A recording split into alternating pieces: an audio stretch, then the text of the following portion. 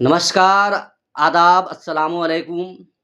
मैं मोहम्मद इफ्तिखार एडवोकेट आज मैं यूपीएससी यानी कि संघ लोक सेवा आयोग की परीक्षा पैटर्न पर बात करूंगा। यह परीक्षा के 3 चरण होते हैं। पीटी यानी प्रीलिमिनरी टेस्ट, दूसरा मेंस और तीसरा इंटरव्यू। पीटी में जीएस और सीसेट होता है। मेंस में एक ऑप्शनल और 4 जीएस का पेपर होता है और एक एसए का पेपर होता है और इसके बाद इंटरव्यू होता है। यानी कि संघ लोक सेवा आयोग यूपीएससी की परीक्षा को पास करने में 3 चरणों से किसी भी कैंडिडेट को गुजरना पड़ता है। उसके पश्चात ही आप आईएएस, आईपीएस, आईएफएस या एलाइड सेक्शन के पोस्ट को आप प्राप्त कर सकते हैं। अब सवाल है कि इस भारत की सबसे कठिन परीक्षा को पास करने के लिए क्या स्ट्रैटेजी रणनीति होनी चाहिए, किन किताबों का अध्ययन करना चाहिए, किन पत्र पत्रिकाओं का अध्ययन करना चाहिए, तो मैं आज इस पर संक्षेप में चर्चा करूंगा। तो इस परीक्षा को पास करने के लिए जब मैं बात करूंगा किताबों की, पत्र पत्रिकाओं की, तो मैं कुछ किताबों की कुछ किताबें मैं आप लोगों के बीच शेयर करना चाहता हूं। यदि इस परीक्षा में को पास करने के लिए सबसे पहले आपको बेसिक कॉन्सेप्ट आपका अच्छा होना चाहिए। अब बेसिक कॉन्सेप्ट को अच्छा करने के लिए आपको क्या करना पड़ेगा? इसके लिए सबसे पहले आपको 6 क्लास से लेकर 12 क्लास तक का एनसीईआरटी का बुक्स का एक बार अध्ययन जरूर कर लेना चाहिए।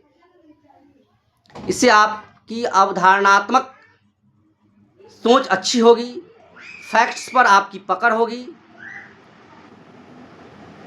इसके बाद जब आप एनसीईआरटी के किताबों का अध्ययन कर लेने के बाद आपको जैसे इतिहास की किताबों का अध्ययन करने के लिए आपको विश्व इतिहास के लिए आपको जैन माथुर को पढ़ लीजिए, एशिया के इतिहास के लिए दीनानाथ वर्मा को पढ़ लीजिए, भारत की प्राचीन इतिहास के लिए झा श्रीमाली को पढ़ लीजिए, एस मजुमदार को पढ़ लीजिए, डीडी कौशाम्बी को पढ़ लीजिए। ये प्राचीन भारत के इतिहास की कुछ किताबें हैं। मध्यकालीन भारत में एससी वर्मा को पढ़ लीजिए, इरफान हबीब को पढ़ लीजिए। इससे मध्यकालीन भारत आपका क्लियर हो जाएगा। और आधुनिक भारत के इतिहास को पढ़ने के लिए आपको स्पेक्ट्रम भी एक अच्छी किताबें मानी जाती है, परंतु ये टेक्स्ट बुक नहीं है। स्पेक्ट्रम के लिए मैं ये नहीं कह रहा हूँ कि वो ख़राब किताबें हैं, वो भी अच्छी किताबें हैं, परंतु आधुनिक भारत के इतिहास को क्लियर करने के लिए आपको उससे भी बेहतर किताबें हैं। उसको पढ़ने के बाद आपका कॉन्सेप्ट क्लियर हो जाएगा। इससे आधुनिक भारत के लिए एस चंद्र पब्लिकेशन की कुछ किताबें हैं जिसको पढ़कर आप अपना कॉन्सेप्ट क्लियर कर सकते हैं। भूगोल के लिए आप माजिद हुसैन साहब को पढ़ सकते हैं। साइंस टेक में आप स्पेक्ट्रम की भी बुक्स को ऑप्ट कर सकते हैं। और भारत के संविधान पर भी कई किताबें हैं, परंतु मैं 2 किताबों के विषय में आपको बताऊंगा।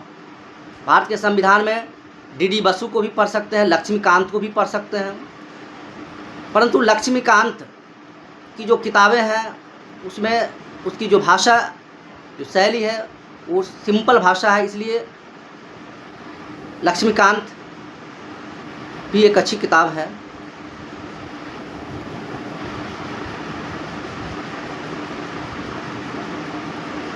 इसके बाद अब सीसेट है, तो सीसेट क्वालिफाइंग नेचर किया गया है। हिंदी है, इंग्लिश है जो क्वालिफाइंग मार्क्स है, परंतु यूपीएससी की परीक्षा को पास करने के लिए इन परीक्षाओं में का जो क्वालिफाइंग मार्क्स रखा गया है उसको पास करना ज़रूरी है।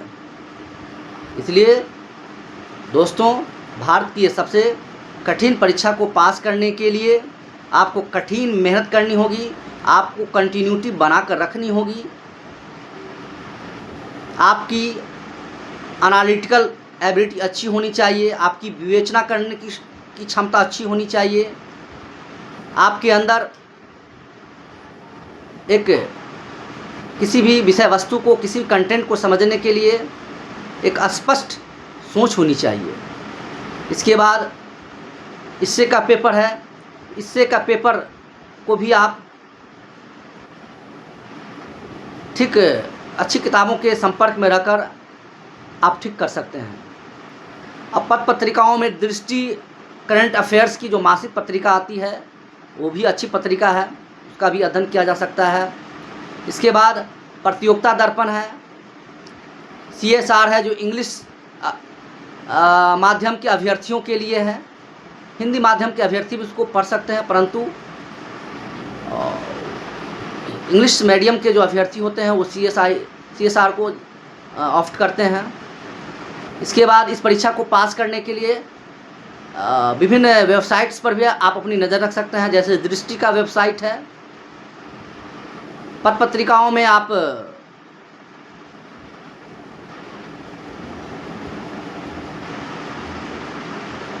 नियमित रूप से एक किसी दैनिक न्यूज़पेपर को आप लगातार पढ़ सकते हैं, जैसे दैनिक जागरण हो गया, हिंदुस्तान हो गया, उसमें से किसी एक को आप ऑप्ट कर सकते हैं। द हिंदू का एडिटोरियल आपके लिए अच्छा रहेगा, क्योंकि हिंदू एडिटोरियल में बहुत ही अच्छा आलेख रहता है। धन्यवाद।